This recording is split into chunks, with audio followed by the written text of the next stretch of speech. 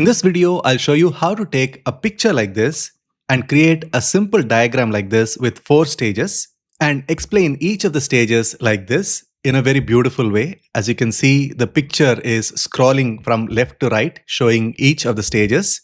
And once we finish explaining all 4 stages, we show the orientation image like this. You know the best part? It is interactive. For example, if I want to talk about the second stage, I can click on that stage and I give the explanation. Then I go back, and if I want to talk about the fourth stage, I click and I give the explanation. And at any point of time, if I want to go back to that slide which shows all 4 stages, I can click on this triangle here and you can see that I go back. I'll show you how to do this in a step-by-step way, so let us jump right in. Step 1 is to start from an image. I got my image for 4 stages of wound healing from ChatGPT. Don't see this as a medical presentation. What I'm teaching you applies to every single presentation where you need to show the 4 stages of a certain process. So I downloaded that image and I pasted it on to my PowerPoint slide. The next step is to draw 4 circles to cover 4 of these stages. I have added a little bit of transparency so I can see what is behind, and therefore I can place my circles properly. Then I removed the transparency like this. Then all I did was to select the image in the background, held the shift button and selected all these 4 circles, and then used merge shapes and shape fragment. That's it. When I did that, you can see that everything was broken down into individual pieces, and this is the remaining piece. I can delete it. Now I have one image broken down into 4 different pieces. The next step is to create this simple diagram. All I did was to draw a rectangular box like this, and then I reduced the size of the individual circles so they can accommodate inside one slide, and then I named each of these stages with numbers like this. The next step is to create a duplicate of the slide. I want the slide to explain the first stage, so I don't really need any of these other elements here. I will remove this one as well. Then I do 2 things. One, I enlarge this image. There is a certain standard size to which I want it to be enlarged. So I'm going to enlarge it to somewhere around 13.75 centimeters. And let us place this somewhere over here. We don't need this being here, so I'm going to move this slightly down, and then let us expand this and then reduce the size of this so it occupies exactly half the width of this particular slide. And then let us extend this all the way down and then select this, hold the shift button down and select this circle and make sure that it is aligned to the middle and aligned to the center.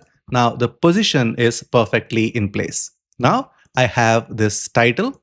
I just need to replace this title with the name of that specific stage, and then I use the text box tool to write the explanation for that particular stage.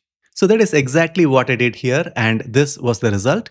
And I did the same thing for the second, third and the fourth stages. Finally, I made a copy of this slide, which is the orientation slide, and then kept it at the end like this. Now, all I had to do was to select all of these slides and then add morph transition, and then reduce the duration to 1 second, and the job is done. Now, when I go here, when I go to the next slide, the rectangular bar morphs into this background, and then that particular stage gets enlarged and the explanation is given. Now, the way that we cropped our image allows us to move from one stage to the next beautifully like this. So the audience gets the idea that you're talking about the next stage and the explanation, and then the movement happens automatically to the next stage and the explanation and the next stage and the explanation. And once we finish explaining, we orient the audience back to this particular diagram. Now let us see how to add a bit of interactivity to this whole thing. We don't really need this first slide. I just wanted to show you that that is the starting point from a picture. So we just need these slides. Let us go to the first one. Let us select this and use the shortcut called Control K. Control K is the shortcut for hyperlink. Then you will get this dialog box. In that, you click on Place in this document and then select that slide which talks about that specific stage. In this case, you can see that I'm talking about hemostasis here. So that is the second slide and it is linked here, and I say OK.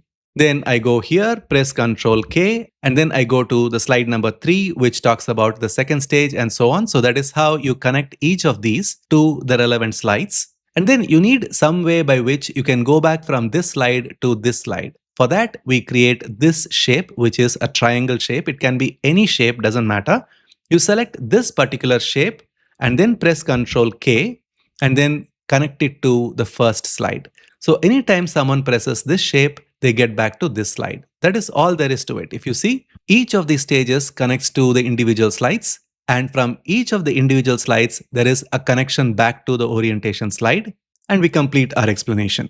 If you're a professional who needs to use PowerPoint to the fullest in the most creative way possible, then I would recommend that you check out our program called PowerPoint Mastery 2.0. It's a bundle of 42 training courses. Each course deals with one specific aspect and you go deeper into it. There are downloadable resources for you to practice along. Explanation is given in a step-by-step way, so this is a useful resource if you are into explaining for a living. If you want to learn how to declutter any complex PowerPoint slide in 3 simple steps, I've got a video for you. The link to that video is right now on your screen. Click on the link and watch this video. It is definitely educative. I'll see you inside that video next.